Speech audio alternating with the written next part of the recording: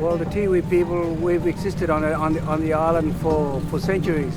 We've always existed here, and we always will be here on the Tiwi Islands, which is comprised of Bathurst and Melville Island, and it's about 80 k's from Darwin. We've been blessed because we've got everything on the island, and in the water, in the sea, there's turtles, dugong, fish that we can hunt, and our people have lived of the land and the sea for centuries, and we're doing the same thing now.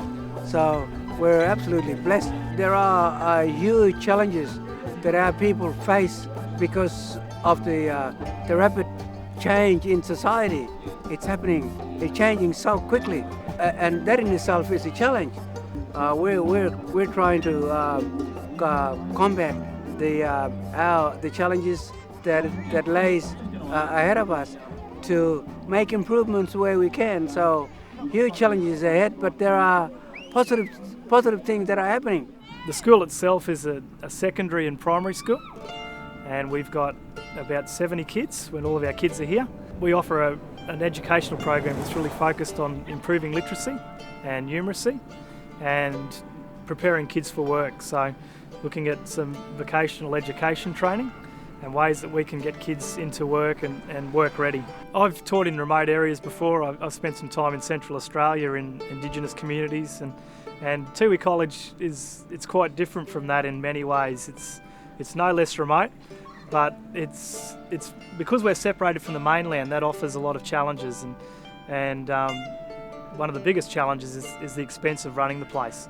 The funding that we receive is the same as any other school in a mainstream city in Australia.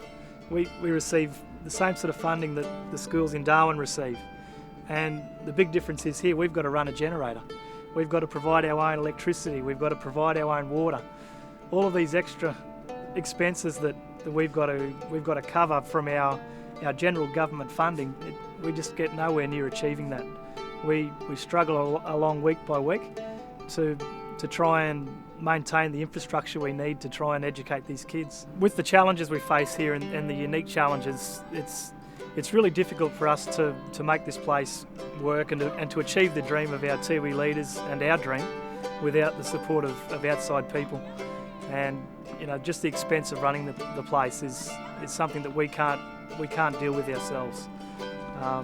We really need the help of people from outside of the school and people like Matthew Hayden and the Hayden Way. To us, it's a huge opportunity. It's an amazing thing for the kids to think of some of the things that we can provide them through Matthew Hayden and his foundation. The most important function of the Tiwi Islands College is integration back into the community. A small community like Tiwi Islands needs a whole suite of various skill sets. Education, can be plumbing, can be driving, marine. Obviously they've got an incredible marine sanctuary around here, so there's just so many pathways that this school could provide, and they don't even have to get outside their own community, and that's the absolutely most important thing. As a small kid growing up in regional Australia, the most important thing for me to do was to love what I do, to be shown some pathways and some necessary directions that I need to take in my life, which really gave me the wings to fly. And then from that moment on, it's about harnessing your own self goals and then just act on those instincts to follow. The Tiwi Education Board and the Tiwi leaders have acknowledged and have appreciated the assistance in getting the college built from the federal government. It actually came from the federal government, so we acknowledge that, and we are so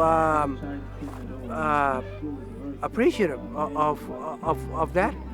But that's only the start of developing the college, because we need to develop the children as well, and that takes a lot of help and support from the wider community.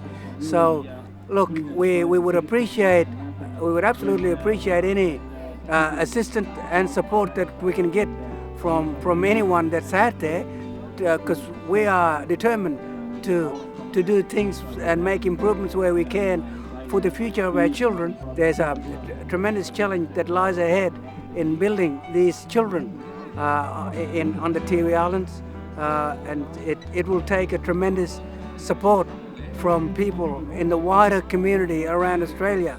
So we very much appreciate that. All we're actually asking of ourselves is to add value. And I think if we can do the same amongst corporate Australia, state and federal governments, to add value into communities, not just a handout, but to look at real sustainable projects which contribute to the lives of young people and contribute to the lives of the community in general.